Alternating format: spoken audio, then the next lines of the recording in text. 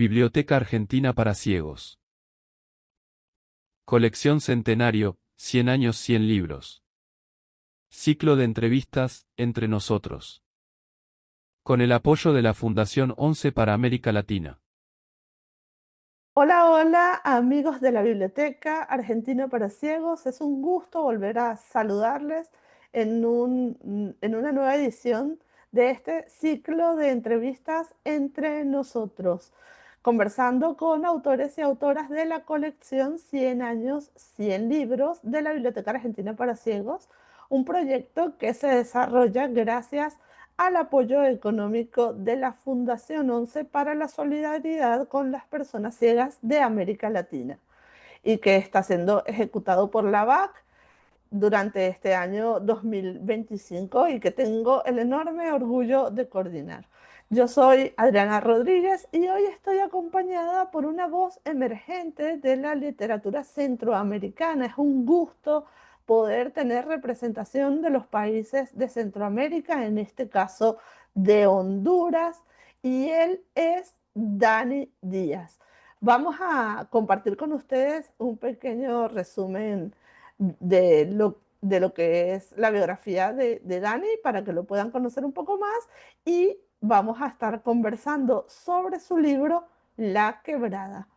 Dani Díaz Mejía es un joven escritor hondureño, licenciado en Ciencias Políticas en la Universidad de John Carroll, Ohio, en Estados Unidos.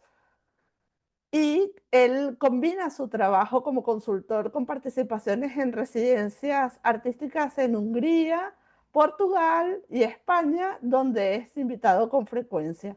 Además, ha completado talleres de creación literaria en San Salvador, país en el que vivió, con la poeta Susana Reyes, y en Nicaragua con el escritor Sergio Ramírez. Su más reciente publicación, el libro de cuentos La Quebrada, forma parte de la colección 100 años, 100 libros con el número 38 y podrán disfrutarlo muy en breve. Así que pues es un gusto darte la bienvenida, Dani. Gracias por estar entre nosotros. Mil gracias, Adriana. Es para mí un verdadero honor, orgullo ser parte de esta colección y de esta iniciativa y de compartir con escritores y escritoras de toda América Latina. Creo que es un proyecto bastante emocionante y que nos acerca de alguna manera aquí en Centroamérica, donde de repente, pues, nuestra literatura no sale tanto de estas latitudes y poder llegar y podernos comunicar y establecer esas conversaciones es muy emocionante para mí. Justo hablábamos de eso antes de comenzar esta charla, como quien dice, tras bastidores, hablábamos de lo complejo que resultan algunos mercados editoriales y cómo el impulso a través de proyectos que se van llevando, algunos muy a pulmón, otros no tanto, de grandes editoriales o de organizaciones diferentes para que las voces puedan salir de sus fronteras nacionales y, y- y sean reconocidas en otros lugares, bueno, viene muy bien en ese sentido. Creo que está buenísimo estamos convirtiendo el proyecto también en una plataforma para que los lectores y lectoras con discapacidad visual de Argentina puedan conocer autores de otras regiones de nuestra Latinoamérica y el inmenso talento que existe en nuestros países, ¿no? ¿Cómo ves? Por ejemplo, pensaba que uno de los grandes reflectores o uno de los grandes escenarios que está haciendo ahorita importante para la difusión de la literatura centroamericana es el Festival Centroamérica Cuenta. Eh, ¿Te parece que la literatura centroamericana está logrando ocupar un mejor lugar gracias a estas iniciativas? ¿Cómo ves la dinámica en ese sentido? Bueno, yo soy un súper fan de Centroamérica Cuenta, soy un fan absoluto de Centroamérica Cuenta y bueno, también soy un gran fan de Sergio Ramírez, he leído casi todos sus libros. Además, tuve el inmenso honor que cuando de hecho mi libro estaba bueno, antes de que fuera un libro, cuando escribí mi primer cuento, lo envié a un concurso a Nicaragua y el premio era hacer un taller un fin de semana con Sergio Ramírez. Y así fue como pues terminé conociéndolo y él nos leyó, éramos 20 personas, o sea, totalmente desconocidas, y él leyó en voz alta nuestros cuentos, mi cuento, y entonces eso fue en el 2017, en agosto, luego en diciembre anuncian que ganó el premio Cervantes, pero que él se haya tomado ese tiempo, esa dedicación, ese cariño y ese cuidado con nuestro trabajo y que nos haya tratado como que si éramos los grandes escritores, eso para mí fue un acto de una generosidad absoluta y que definitivamente a mí me motivó, me impulsó. Y yo creo que Centroamérica cuenta, es eso o ha sido eso para muchos de nosotros en Centroamérica. Por un lado, porque conoces a personas que lees, que admiras. Yo a través de Centroamérica Cuenta, pues en algún momento llegué a conocer a Jorge Volpi, por ejemplo, que llegó a El Salvador a través de una iniciativa de Centroamérica Cuenta, a Juan Casamayor, el editor de Páginas de Espumas, que llegó a otro evento en Guatemala al que pude ir. eh, y Socorro Venegas también, un taller que hicieron en la ciudad de Guatemala, al que yo pude asistir. Y de otra manera, pues son personas que de repente jamás uno las conocería. Y entonces yo creo que por un lado, Centroamérica Cuenta te impulsa al talento de Centroamérica y por otro lado te conecta, crea esos vasos comunicantes que me parece que son tan importantes porque te entusiasmas. No sé, yo sentí que estaba conociendo estrellas de rock, o sea, fue un deslumbramiento total. Y yo creo que es una de las cosas más bonitas y que además te dice Adriana que en un momento de autoritarismos, en un momento donde se cierran más y más los espacios cívicos, la gente tiene un deseo de contar historias, un deseo de crear y que eso pues no lo puede parar ningún gobierno, por más autoritario que sea, no puede parar esa libertad. Y ese comentario que haces justo me da pie para pensar, a ver, en principio tú eres de profesión politólogo y creo que de algún modo eso se deja colar en los cuentos de la quebrada, que son de una profunda, un profundo análisis social y de una profunda denuncia de los distintos fenómenos sociales que se dan, en este caso en tu país, en Honduras, me parece, pero que también pueden identificarse en otras regiones de nuestra Latinoamérica, ¿no? El abuso, la situación del abandono de los centros penitenciarios, eh, la tortura y el abandono de cadáveres y toda la burocracia para recuperarlos, por poner algunos ejemplos que son cosas que están en tus historias y que nos dejas ver en, todas confluyendo en un epicentro que es esta como aldea, este pueblo rural en el que quisiste enmarcarlas. Háblame un poquito de eso, por favor. Sí, bueno, mi cuento o el detonante del libro o del primer cuento que yo escribí está basado en una historia real que fue el asesinato del hijo de una de mis mejores amigas en mi aldea. Yo soy del área rural de Honduras. Bueno, tengo que decir eso, soy de una aldea muy pequeña, o sea, de menos de 2000 habitantes. En la parte cerca con Nicaragua, cerca de la frontera con Nicaragua. Y entonces es un lugar donde no aparece el Estado con mucha frecuencia y de repente aparece porque ha habido una muerte violenta y se llevan al cuerpo a la ciudad. Y luego me tocó a mí venir a Tegucigalpa, a la capital, a la morgue, a reclamar el cuerpo. Pero no teníamos los documentos de identificación y me enfrenté a toda esa burocracia. Y para procesar esa experiencia es que decido escribir un cuento, pero decido escribirlo Adriana, porque de alguna manera me hizo pensar en Antígona, en esa obra griega de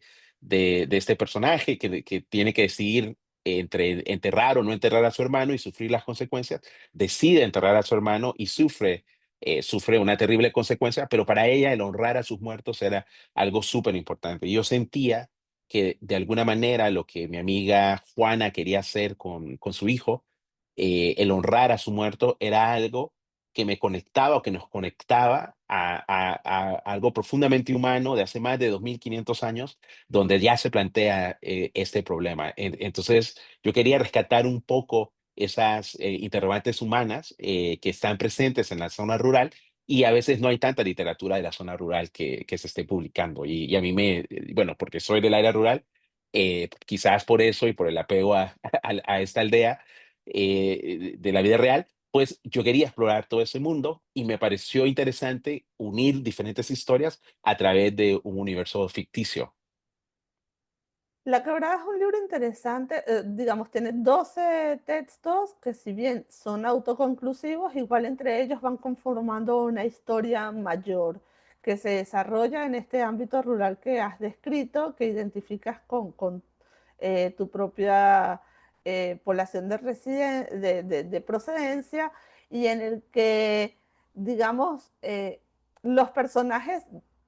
se conocen como todo pueblo pequeño que dicen que finalmente todos se conocen y me salta aquella conseja popular de pueblo pequeño, infierno grande, ¿no? Como que esto se deja ver, pienso, por ejemplo, tú hablabas ahorita de la promesa, yo pienso en, por ejemplo, el segundo texto del libro en el que están por hacer, por matar al chancho para hacer los chorizos Los y los tamales. fiambres, los tamales, y que Leticia se enfrenta a todos los vecinos y que hay una de habladurías y bueno, también hay una situación allí, no vamos a spoilear mucho, pero hay una situación con una persona muy criticada por sus preferencias sexuales. Este, todo esto obviamente puede tener un correlato con la realidad, como bien decías, eh, pero imagino que también hubo más de algo que en lo que la ficción intervino. Cuéntame cómo fue ese proceso de escritura para, digamos, sacando toda esta materia prima que ofrecen nuestros lugares en Latinoamérica, después dar forma a estas historias. Bueno, antes de empezar a escribir, bueno, yo soy un anotador compulsivo. Entonces yo tengo un diario desde que tengo 14 años y escribo muchísimo en mi diario. Y después de que hice ese taller con Sergio Ramírez en Nicaragua, yo apliqué a estas residencias artísticas que hice en Europa en el 2018 y antes de irme, escaneé todos los diarios que tenía, de lo que tenía 14 años. Entonces tenía aquel montón de cuadernos que todavía los tengo por ahí en alguna maleta. Los escaneé y mi proceso creativo fue ir leyendo cada diario y luego buscando como una imagen y generalmente encontraba una imagen que se volvía en el detonante de la historia. Y entonces yo quería que esa imagen estuviese en un cuento y la ficción me servía para crear ya sea como el inicio y el final o el inicio y el medio para el final que se convertía en esa imagen. Entonces, todos esos cuentos tienen alguna imagen de la que parto. Yo creo que en eso soy bastante visual. Y aquí pienso también en Almudena Grandes, que es otra escritora que yo he admirado muchísimo y que ha sido muy influyente en lo que significa para mí la literatura también como algo con dimensiones políticas y que siempre hablaba de esta imagen, de partir de una imagen. Eso me pasa a mí también. Entonces, esas imágenes que en la mayoría de los casos vinieron de mis diarios, se convertían en el detonante y luego la ficción me servía para crear una historia con algo de tensión. Y en esta historia en particular, en este cuento Mañana, el tema que a mí me interesaba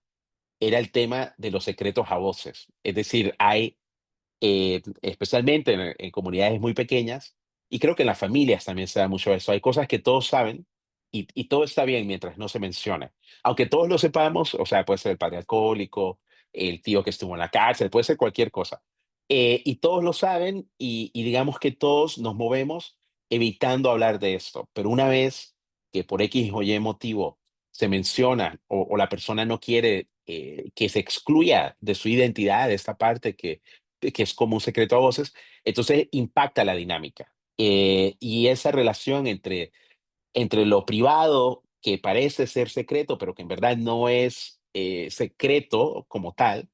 y la necesidad de contarte o de definirte a vos mismo de alguna manera, y el impacto que tienen las dinámicas sociales era lo que a mí me interesaba, porque me parecía algo que se da en las familias y que luego también se da bastante en estas aldeas pequeñas. A mí me parece interesante que uno de los, digamos, está ese eje como de la vida en un espacio rural, acotado en términos de pocos habitantes, en los que todos se conocen, de algún modo todos están de una u otra forma relacionados, ya sea por temas, por vínculos de amistad o familiares, etcétera, pero también encuentro que hay otros ejes que van atravesando las historias. Ya hablábamos, por ejemplo, de este cuento La promesa, que entiendo fue el primer cuento que hiciste y que se relaciona directamente con el primer cuento del libro, que es en donde Carolina está que es este personaje de la prima del chico que muere y que está preparando como el entierro, digamos, la sepultura, todo el acto fúnebre de Martín, que es el chico que muere. eh, y pensaba también que otro gran eje, aparte de la burocracia institucional y otras cositas que vamos viendo, es la violencia, ¿no? Como en todos estos actos, por ejemplo, ir a buscar el cuerpo o preparar el sepelio,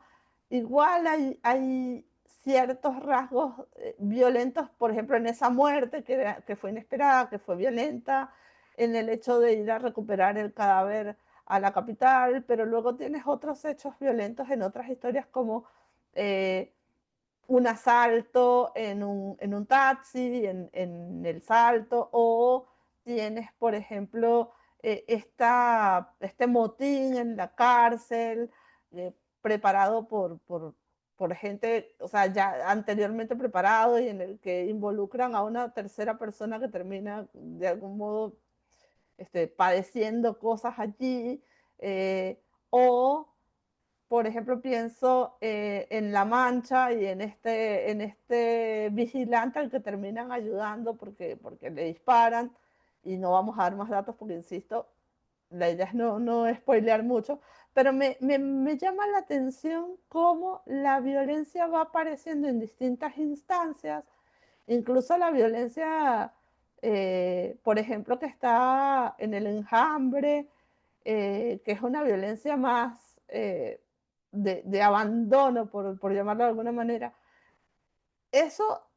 también, o sea, digamos, era parte del plan, estaba como muy consciente en ti, o fue saliendo a medida que fuiste haciendo las historias, que te dejaste llevar por estas imágenes iniciales. El tema de la violencia es un tema que a mí me interesa muchísimo y es un tema en el que en mi trabajo de día he trabajado mucho el tema de la violencia, viviendo en El Salvador, trabajando en Guatemala y en Honduras. Y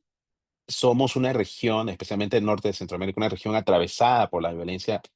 países que tuvimos,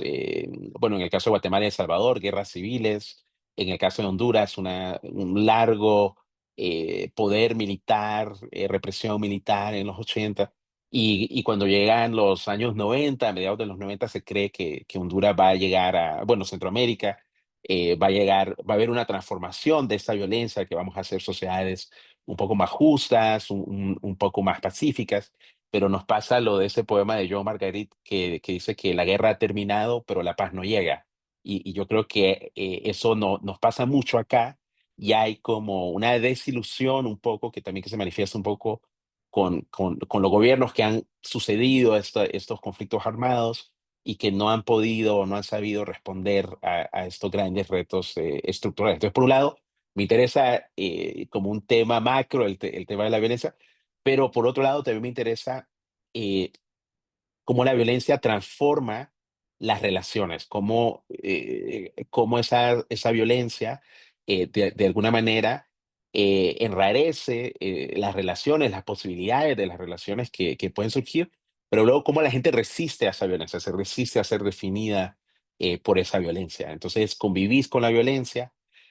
pero no estoy hablando como de que la normalizás, como que ya no te conmueve, porque la gente todavía se sigue conmoviendo, todavía se sigue espantando, pero encuentra maneras y para algunas personas es como un tipo de negociación, un tipo de acomodo, para otra gente es tratar de escapar de alguna manera de esa violencia, y para otras personas es una resistencia un poco más abierta, un poco más, más férrea, digamos, más frontal, y entonces esos tipos de resistencia a mí me interesaban muchísimo porque definitivamente transforman cómo se va manejando, cómo se va manejando la gente. El caso de esta cárcel en Honduras está basado, fue algo que me interesó muchísimo. En el 2012 hubo un incendio en una cárcel en una ciudad que se llama Comayagua, donde murieron 300 personas calcinadas, muchas de las cuales no habían sido juzgadas, o sea, no tenían una condena y nunca se supo qué fue lo que realmente pasó. Y la persona que tenía las llaves, que pudo haber sacado a la gente para que no muriera quemada, esa persona nunca dijo por qué no lo abrió, por qué no se comunicó o sea, nunca se supo. Y cuando fue su juicio, tampoco dijo nada. Y aquí es donde la literatura, de alguna manera, me sirve a mí como para poderle dar un final plausible a esa historia que en la vida real no se supo qué fue lo que pasó. Y yo creo que eso a mí es lo que me da la literatura, es la posibilidad de entender un poco la violencia que muchas veces uno no la termina de entender, pero poderla poner en una secuencia que al menos en esa secuencia es una manera de ordenar el mundo aparentemente caótico, de alguna manera con la que yo al menos puedo coexistir mejor con este mundo, si lo puedo poner y nombrar de alguna manera, y el hecho de nombrarlo y de revelarme un poco, porque soy un poco rebelde, entonces de revelarme un poco contra estos secretos, contra el no hablar de estos temas tabús, como la homosexualidad, el abuso sexual, la migración, el abandono que sienten los que se quedan atrás, aun cuando los migrantes se van por razones económicas agobiantes. Esas partes a mí me interesaba mucho poder escribirlo y ver dar esa otra mirada a la violencia, esa otra dimensión humana. Justo mencionaste otra de las líneas que a mí me parece muy interesante dentro del libro, que es esta permanente, digamos, esta ambivalencia permanente de los personajes entre el, esta relación amor-odio con la quebrada, con la aldea, de la que se quiere salir y no siempre se puede, o de la que se sale sin querer salir, porque están las dos situaciones, ¿no? Que forman parte del fenómeno de la migración, el, el sentir que no da más y que quieres cambiar de lugar y que encontrar mejores condiciones de vida o escapar de las situaciones que no te gustan del lugar y por otro lado, la gente que queriendo quedarse tiene un montón de factores que la obligan a migrar, ¿no? Y esa situación la veo muy presente en todas las historias, o en muchos de los personajes de las historias. Está, no sé, Leonel en La Vuelta, o está la misma Carolina que forma parte de estos dos cuentos relacionados con la muerte violenta de Martín, o está Marina, y veo este conflicto como todo el tiempo, y pienso... me resuena porque además hay un gesto muy interesante en los textos y es que los ubicas en tiempo y espacio, digamos, al final de los cuentos siempre colocas el lugar y la fecha en que los escribiste, Portugal, Hungría, San Salvador y las fechas. Entonces, también nos dejas ver que tú mismo eres una persona que viaja mucho, que sale mucho del ámbito del origen, y me preguntaba si esos conflictos también de algún modo forman parte de esta obsesión porque tú mismo has sido un migrante. Yo creo que sí, la primera vez que fui un migrante interno en mi propio país, cuando me vine a estudiar a la ciudad con una beca, y ese contraste enorme, porque yo venía pues de esta aldea rural, de muy pocos recursos, donde todos estábamos en condiciones muy similares. Y luego estudié en un colegio donde había personas que llegaban al colegio con chofer, o alguien les iba a dejar, o tenían guardaespaldas y tal. Y luego, pues viví 9 años y medio en Estados Unidos, estudiando con unas becas, y luego otro tiempo en El Salvador, 6 años y medio también. Entonces, digamos que he estado mucho tiempo fuera de Honduras, aunque regresé hace 2 años, pero siempre regreso a este mundo rural, siempre regreso a mi aldea. Y yo creo que a veces uno lo que siente es como esta dislocación, como cuando te dislocas un hombro, y tratar de volverlo a poner en algún lugar, pero en este caso te das cuenta que de alguna manera ya no puede volver a caber en ese lugar, no porque el lugar ha cambiado, pero porque algo fundamental en vos ha cambiado, y entonces ya no encajas de todo, aunque este lugar sigue siendo una parte fundamental de lo que te define, de tus ambiciones, de tus sueños, de tus deseos, y hay como esa dificultad de integración. Y eso era algo a lo que a mí me interesaba explorar en mis personajes, esta integración. Bueno, Carl Jung habla de las muchas sombras del ser y que todos tenemos muchas sombras, muchas diferentes versiones de nosotros, y que el no integrarlas nos genera conflicto. Y eso es algo que yo veo en mis personajes también, que de alguna manera esa migración se vive como un tipo de dislocación, y que esa dislocación genera cierta incomodidad, cierto malestar, y que hay una constante nostalgia entendida como en la Odisea del nostalgia, de ese dolor de volver a casa, y que no necesariamente se puede volver, porque ese lugar no es seguro, porque ese lugar te ha rechazado, te ha expulsado, y transforma, otra vez transforma las relaciones. En caso de Marina, que tiene que partir hacia España y que se convierte en una migrante en España, pero que deja a su familia, esa relación pues no puede manejarse igual, porque aunque ella quiere estar presente en la vida de sus familiares y ser la madre, de la gente que ha quedado atrás, pues no puede, porque hay una distancia, hay un mar de por medio. Y entonces, por más cercanía emocional que exista, esa distancia física complica las relaciones. Y eso era algo también que quería explorar, cómo hay un deseo de mantener las relaciones, pero inevitablemente esas relaciones se transforman, y no siempre para bien, a veces se tensan muchísimo. Y sí, digamos que uno de los grandes desafíos del ser extranjero es justamente ese quiebre. Justamente pensaba en el título, En la quebrada, que bueno, es el nombre de la aldea, pero que al mismo tiempo me habla de ese quiebre que hay en las vidas de la gente cuando ocurre un hecho que de algún modo determina un cambio de dirección, como puede ser la migración, ¿no?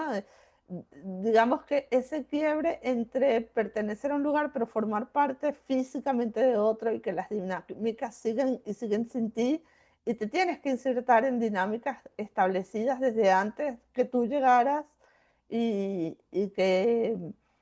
que a veces no comprendes. Es todo un desafío, digamos, y terminas no siendo, como decía Facundo Cabral, no eres de aquí ni de allá, ¿no? Me parece que es como uno de los planteamientos centrales del libro, y me parece como muy interesante y muy logrado, porque sí queda como resonando cuando uno lee las historias, como un pequeño hecho que no siempre está en nuestras manos resolver, termina determinando ese quiebre en lo que era tu vida, y cómo no siempre es para mejor. A veces quisiéramos que fuera para mejor, pero no siempre lo es, ¿no? Definitivamente, y de alguna manera, sí, la quebrada, pues sí, alude un poco a esta fragmentación del ser, a esta fragmentación del lugar, y de alguna manera la misma aldea de la quebrada es un lugar que cuando arranca el libro, digamos, antes de los primeros hechos violentos que se dan, es un lugar donde no ha ocurrido o no se han registrado hechos del crimen organizado, que es algo que le pasó a Honduras, que antes de los años 2000, digamos, no habían o no se veían este tipo de asesinatos tan cruentos, tan violentos, estas masacres de esta manera. Y entonces la violencia en el país se transforma y en lugares rurales donde no existía el crimen organizado, de repente, como en el 2010, 2011, irrumpe el crimen organizado, irrumpen las maras, las pandillas y cambian la dinámica. Ya no es este lugar donde todo el mundo se conoce, donde hay esta cohesión, donde hay esta confianza. Hay un quiebre en las relaciones fundamental y de alguna manera los personajes tienen que ver cómo manejar esos quiebres para mantener algún tipo de cohesión externa y un tipo de cohesión interna. Entonces, cómo de alguna manera poner junto eso que ha sido roto. Entonces, yo creo que de alguna manera los personajes están luchando con eso, están tratando de unir esos pedazos para tener algún tipo de transformación que les permita vivir en esta nueva versión de la realidad que ha sido trastocada por el crimen organizado también. A mí me resulta muy interesante cuando lo leí, me impactaba. Obviamente yo tengo contacto con Centroamérica a través de mi esposo, que es centroamericano, y sé todo el impacto que ha tenido el auge de la violencia y como esta apropiación que han hecho los grupos violentos el narcotráfico de los países de Centroamérica. Y me parecía muy interesante cómo vas dibujando a una sociedad que va permanentemente luchando con eso y que al mismo tiempo lidia con fenómenos muy humanos y muy individuales que también parten o de algún modo se desprenden, me parece, de toda esta esfera social. No sé, pensaba, por ejemplo, en estas relaciones familiares que dibujas en algunas historias, como, por ejemplo, el padre alcohólico o la mamá que rechaza a la hija por escribir sobre su papá o eh, el jefe que envidia el desarrollo de su subalterno y que termina, bueno,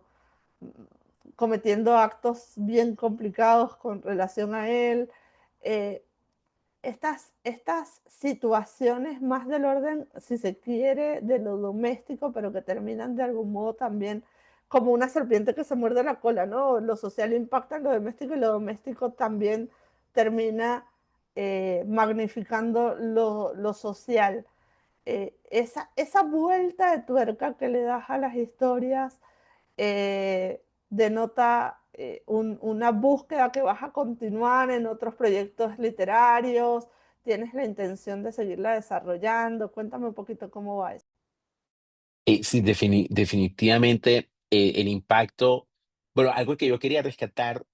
también de la zona rural es que cuando uno viaja, por ejemplo, a Estados Unidos, a veces hay una percepción del área rural de Centroamérica, de muchos grupos que visitan acá y te dicen, ah, no, es que allá la gente es muy buena onda y se la pasa rezando todo el tiempo y todos son unos santos. Entonces hay como una romantización Ujú. una idealización de lo que es la vida o de cómo es la gente. Y entonces, por un lado, pues sí están esas emociones positivas, la gente se enamora, la gente tiene dignidad, la gente quiere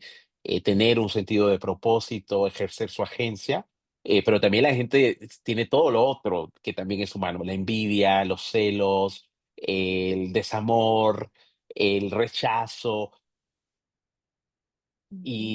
y todas esas partes siguen siendo verdaderas, vivas en Shanghai o vivas en la quebrada. O sea, hay algo humano que nos atraviesa a todos y este hecho de ser limitados, de sabernos limitados, es algo que a todos nos duele y le duele a estos personajes y no siempre lo gestionan bien, al igual que Mm. no siempre lo gestiona bien alguien en Nueva York. Y entonces esa parte de explorarlo me interesaba mucho. Y el libro, digamos que escribí un libro de no ficción que publiqué el año pasado, Crónicas de lo que dejamos en la orilla, donde explicaba y quería abordar desde el punto de vista de los ensayos personales, que es un género que no se trabaja mucho en Centroamérica, porque aquí te dicen que no hables mucho de vos, especialmente si sos del área rural. hay como, no, no hay que hablar mucho de vos. Y entonces yo también soy un poco rebelde, entonces decido escribir un libro de ensayos personales, pero también he usado y me ha servido la literatura para explorar cómo ha cambiado en los últimos años el tema de la violencia en El Salvador, porque vivía en El Salvador y usé personajes recurrentes de La Quebrada, en particular el oso, que es no sé por qué cuando empiezo a escribir un cuento y sale un villano, es el oso. Entonces el oso aparece en mis cuentos más recientes que han sido publicados en la revista Contracorriente, pero ese es un personaje recurrente y escribirlo me permitió de alguna manera escribir cuentos que hablaban de cómo ha cambiado con el presidente Nayib Bukele la criminalidad, eh, pero también los arrestos arbitrarios que se han dado, sí el desmantelamiento de las pandillas y estos grupos de crimen organizado, pero por otro lado, el arresto arbitrario de personas inocentes. Y entonces la ficción me ha permitido explorarlo y en un ambiente donde decir ciertas cosas en la no ficción no está tan bien visto, puede ser un poco complejo, pues la ficción te da esa libertad donde puedes inventarte algo. Entonces, en uno de mis cuentos, el narrador, bueno, la narradora es una tortuga, una diosa tortuga maya, que está contando lo que está ocurriendo en una isla donde hay dinámicas sociales muy parecidas a un país de Centroamérica donde está ocurriendo esta transformación. Entonces creo que la ficción a mí me permite, o más recientemente me permite hablar de cosas que de repente en mi trabajo más ensayístico no podría hablarlas con tanta libertad. Y además me permite divertirme, porque le puedo poner al nombre de un personaje ukelele que rima con el nombre de un presidente de Centroamérica, por ejemplo. Entonces, este tipo de cosas que te permite hacer la literatura que de repente, pues en un artículo periodístico no podría hacer. Claro, totalmente. Bueno, el tiempo es tirano, Dani, pero yo quisiera que este último fragmento de la entrevista lo dediquemos bueno, saludes y te despidas de estos próximos lectores y lectoras con discapacidad visual que van a tener acceso a esta versión braille de tu libro, eh, bueno, para que los invites a buscarlo, a leerlo. Bueno, quisiera invitar a todos los lectores, las lectores de la BAC, a que lean La Quebrada. Es un enorme gusto conectar con ustedes. Yo creo que, como decía Borges, que un libro no está terminado hasta que lo lee un lector, una lectora, y hasta que ese acto ocurre y se da lo que él llamaba el hecho estético, hasta que eso no ocurre, pues el libro no ha terminado. Entonces, terminemos juntos La Quebrada y me encantará saber qué les ha parecido. Y Adriana, te felicito por este maravilloso proyecto y por acercarme a lectores en otra parte del mundo. Creo que para todo escritor, para toda escritora es absolutamente emocionante saber que te estás acercando a más lectoras porque de alguna manera uno escribe para saber que no estás solo y creo que este proyecto es una oportunidad para seguir diciendo que no estamos solos. Así que muchas gracias. No, al contrario, es un enorme placer para mí en lo personal y también sé que para todo el equipo que está participando del proyecto, que somos un equipo eh, bajo el nombre de la Biblioteca Argentina para Ciegos, somos un equipo que estamos trabajando para esto y es un gusto poder contar además con los autores, con autores como tú, que son autores emergentes, que además le están poniendo tanta buena onda y te agradezco este espacio de tiempo, que sabemos que el tiempo ahorita es el bien más preciado que tenemos todos, que nos estás dedicando para que te conozcamos un poquito más. Ojalá en alguna ocasión podamos encontrarnos, ojalá puedas venir a Buenos Aires en algún momento y conocer la biblioteca presencialmente. Mientras tanto, bueno, que sepas que estamos leyéndote, deseándote los mayores éxitos, que la carrera siga fructificando y que nos volvamos a encontrar muy, muy pronto. Muchas gracias. Buenas noches. A ti. Bueno, y antes de despedirnos, recordarles a todos cuantos nos están viendo y escuchando a través del canal de YouTube de la Biblioteca Argentina para Ciegos, que pueden seguir a la biblioteca en las distintas redes sociales, pueden buscarnos en Facebook como Biblioteca Argentina punto para ciegos, en Instagram como @Biblioteca Argentina para Ciegos, en X, @BackBiblioteca, y por supuesto activen en su canal de YouTube en la campanita para seguir recibiendo notificaciones y para que puedan continuar disfrutando de otros episodios de este ciclo de entrevistas con los autores y autoras de 100 años, 100 libros. Recuerden que el libro La Quebrada estará disponible para préstamo y para lectura en la biblioteca con el número 38 de la colección. Yo soy Adriana Rodríguez, ha sido un placer compartir esta entrevista con Dani y con ustedes y será hasta la próxima.